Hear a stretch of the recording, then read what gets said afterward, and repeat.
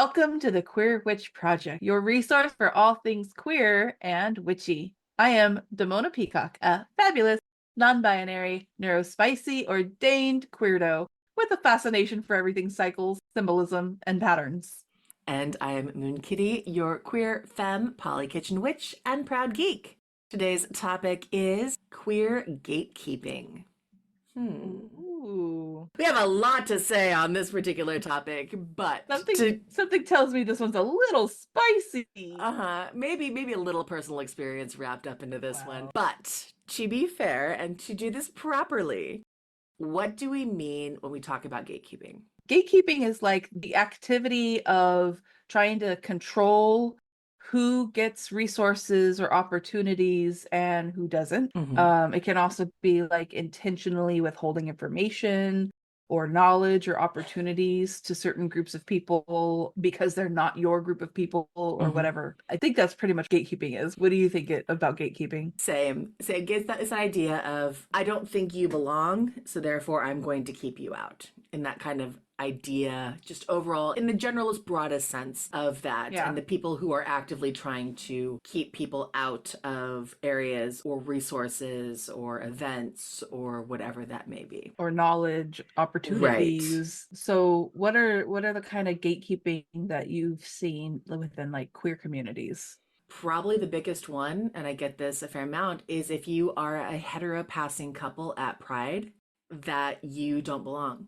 Now, even if identifies as maybe queer or bi or something along those lines, if you physically look like you are heteronormative or a straight couple, therefore you must be a straight couple. And that is so not the case as being. It's not very fair. It's not very fair. And as being in a relationship myself where I am queer and my partner is also queer bi, but is also gender fluid and sometimes can be masculine presenting and sometimes can be feminine presenting. If they are feminine presenting, there's no question that if we're in a queer space that we belong. But if they are masculine presenting at that moment, it looks like we are a straight couple and neither of us is anything close to that. So Yeah.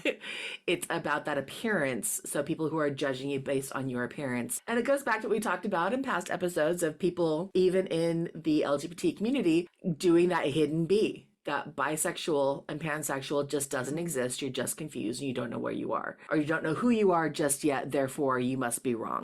Yeah, So bi erasure is unfortunately a thing. Somehow not queer enough because you're still slightly perceived as hetero sometimes, I guess. Right. I don't know. But also the not being enough, this enough or that enough is a huge gatekeepy problem, but really specifically for the queer community, for the LGBTQ alphabet mafia. A lot of people can identify as gender fluid, gender queer, or gender questioning, or even transgender and not be physically or actively transitioning and feel like they're not trans enough. They're not going to fit in because they don't fit some kind of mold. And that can become really problematic because I believe that we have this umbrella term of queer. We have all of these letters that we're throwing into the alphabet soup because we're better together. We're better as a large group of many different minorities than of us not being able to come together under that umbrella. And I hate the infighting that happens in different communities, but in the queer community, that one gets to me the most because I'm like,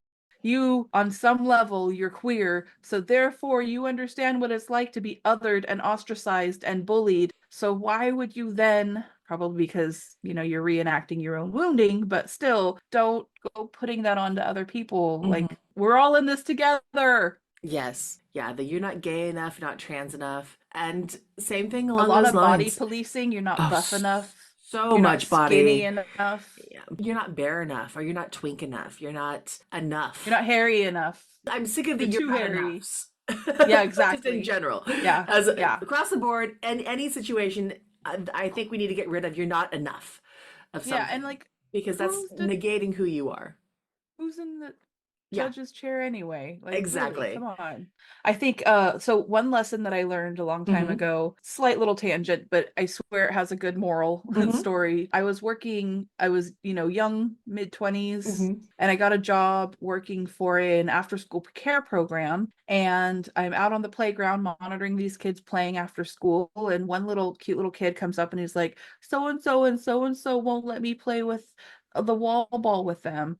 And I go, oh, okay. And I'm in my brain, I'm like, oh, okay, so you're the nerd and those are the jocks and they don't want the nerd playing with them. What do we do? I don't Mm-hmm. know. Because I was always the one that they didn't want me playing with them and I wasn't Mm-hmm. cool enough. So I was like, I don't know what to tell this kid.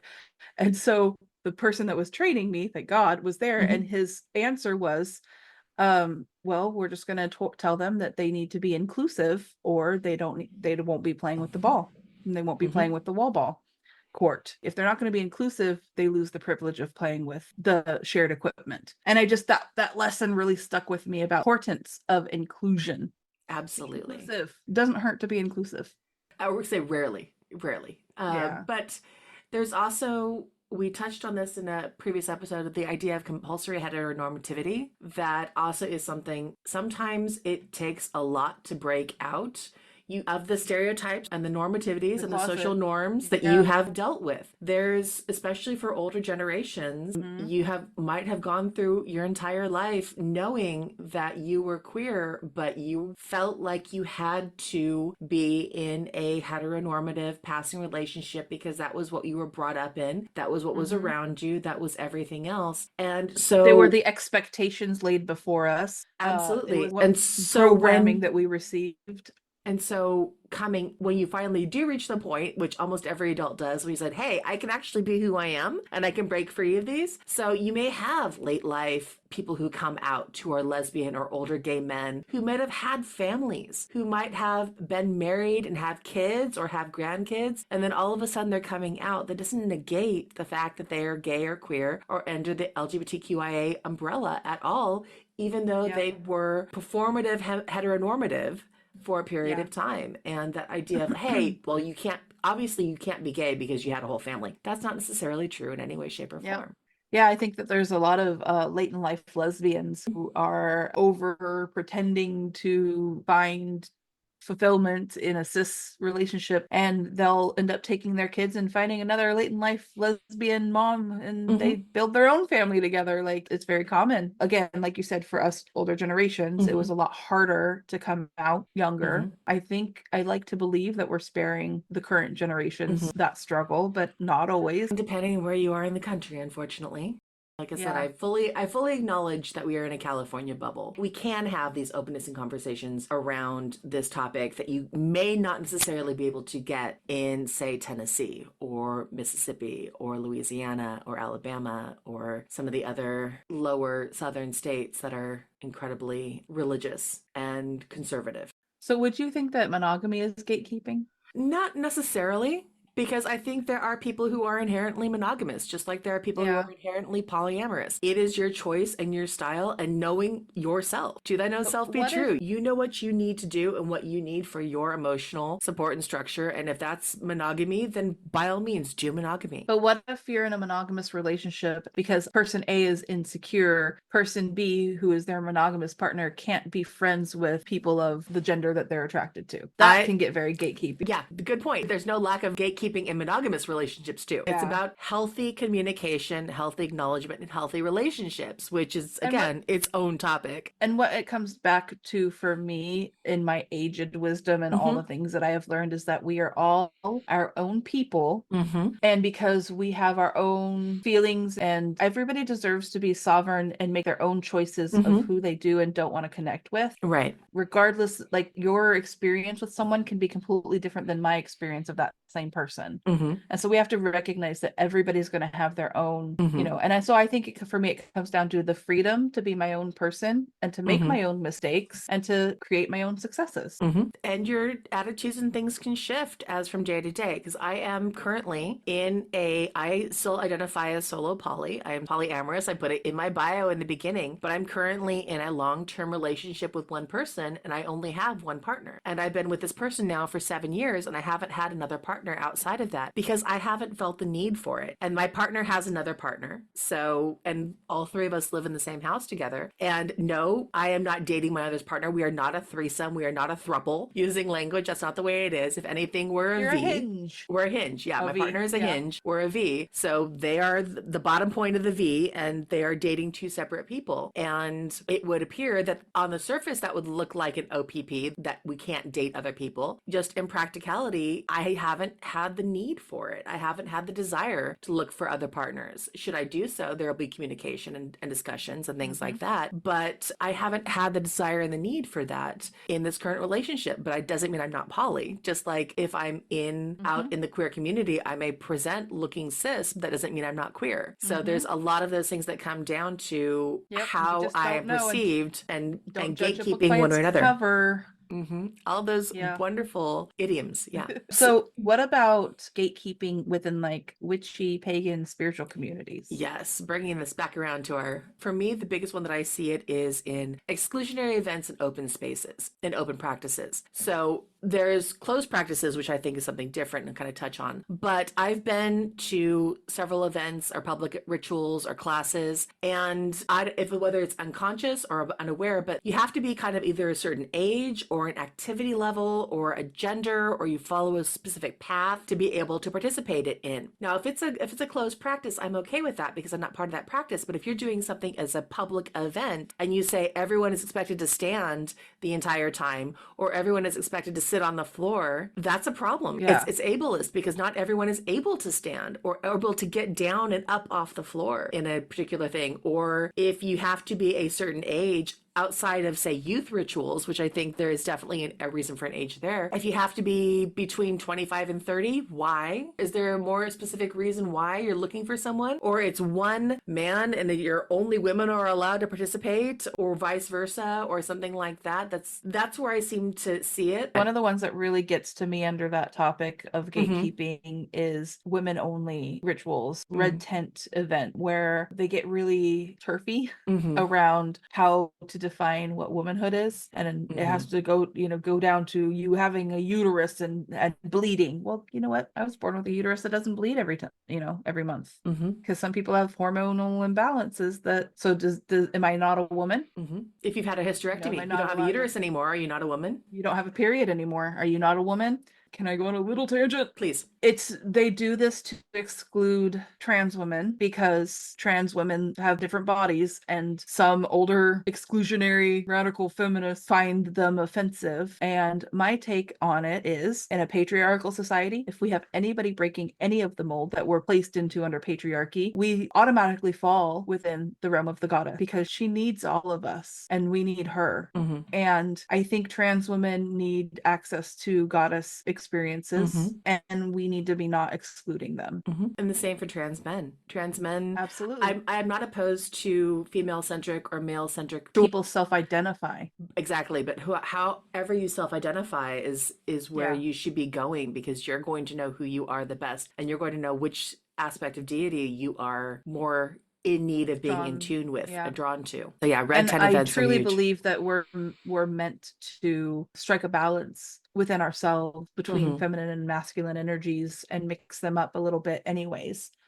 So I think that it's best to not be looking under people's skirts, so to speak, and policing their bodies. Exactly. And telling them what spirituality they can and cannot have access to. The goddess says, bring all of my babies, bring all of my children.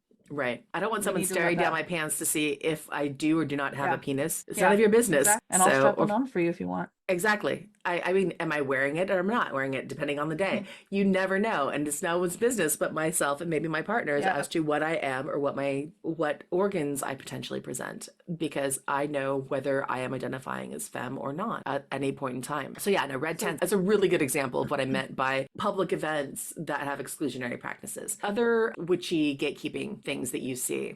Well, I Hmm. kind of have a whole feelings about Hmm. initiatory, and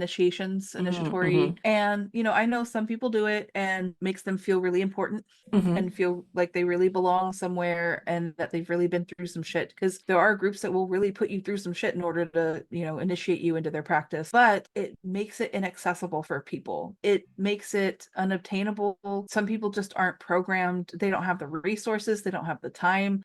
Sometimes there's all these requirements where you have to, travel here and do this and volunteer this amount of time and buy these things. There can be so many requirements. It makes it inaccessible for young people, younger adults, or financially challenged people. So I know that a lot of pagans are going to love all their initiations that they've been through, and they're going to love like all of their practices and all of the like accolades in the pagan world that they've received. But even some people who want that don't find it accessible. For me, it was a reading list. I was going to be Hmm. initiated into a group and they wanted me to finish this entire reading list, and I am not a voracious reader. This is before I had access to audiobooks Hmm. and learning that I'm more an auditory kinesthetic learner. Hmm. But reading these giant, boring ass big blue Hmm.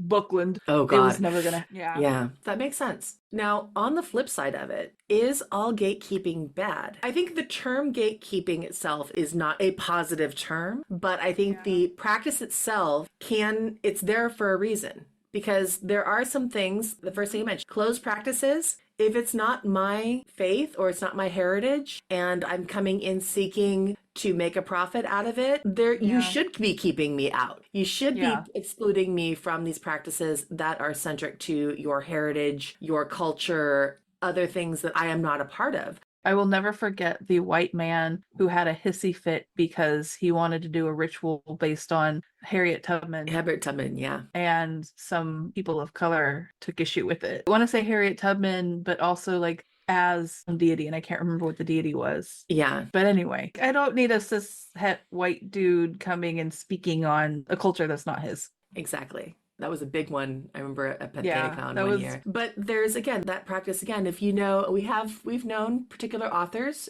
who have written multiple books on multiple topics that none of which were her culture and everything else. And there's a lot of cultural appropriation as a making real money. thing to make Yep. money. And I do not ever begrudge people who are in closed practices for those things for saying, hey, this is not cool. This is not Yeah. your thing. You are making money. You are profiting. If you are teaching a class on this, you are profiting off of someone else's spirituality that is not inherently yours. And so I don't think gatekeeping in that sense for closed Yeah. practice is a bad thing. Well, I think gatekeeping, like the swords in tarot, I know I like to say this a lot, but it's a double-edged sword. Mm-hmm. So it can be used for good and it can be used for bad. Because I do think that there does come a time where you want to only work with a certain group of people, Mm-hmm. hone in on empowering the divine feminine. And if we're doing anything, a lot of pagans like to do sex magic or adults, Mm-hmm. adult. So then you have to put an age Mm-hmm. restriction on. So there, or imbibing in Mm-hmm. substances. There are certain gates need to be kept.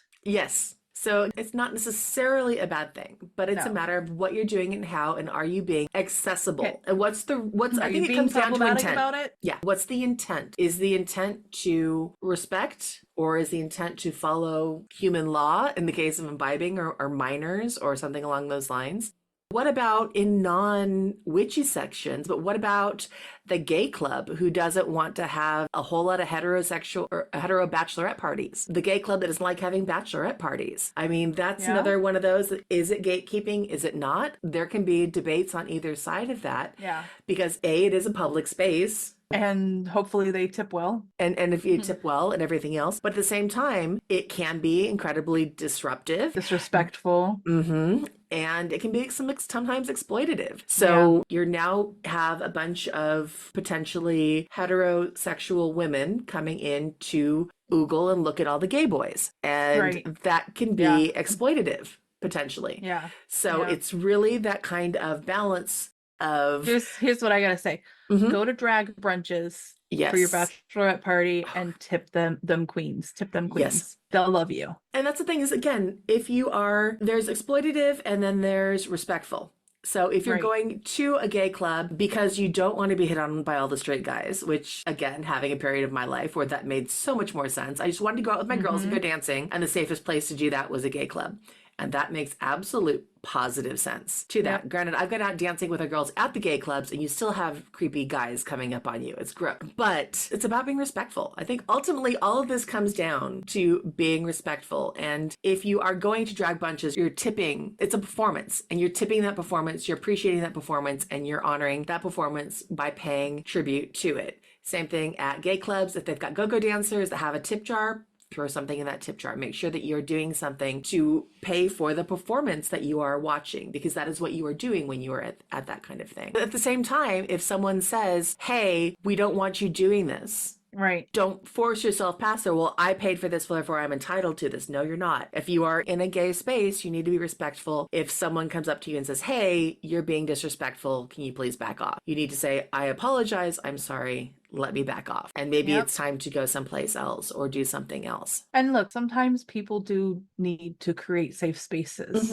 you know, and then I do think we become a little exclusionary or cliquish for that reason. However, sometimes it does become necessary where I need to set aside and just be like, I need my safety bubble of my people, whatever that may be. It's not all wrong. It's not all problematic, but it can be. It can be used to be exclusive and problematic, make things inaccessible to certain demographics. It's just something I think worth being aware of, having a conversation about. Yes. So we've talked yourselves around in circles, right? Absolutely. Right? One. Don't do gatekeeping. Oh, wait. Except when you need to gatekeep. That, very much that.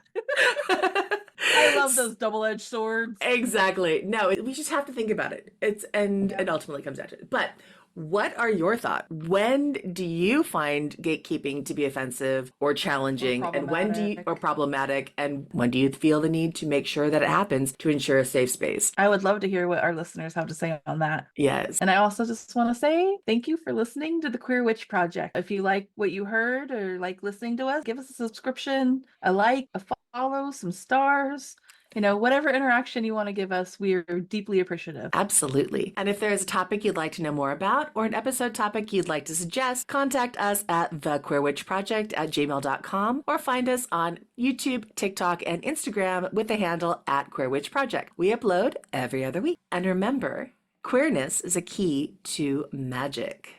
Be yourself and love rebelliously. Bye. Bye.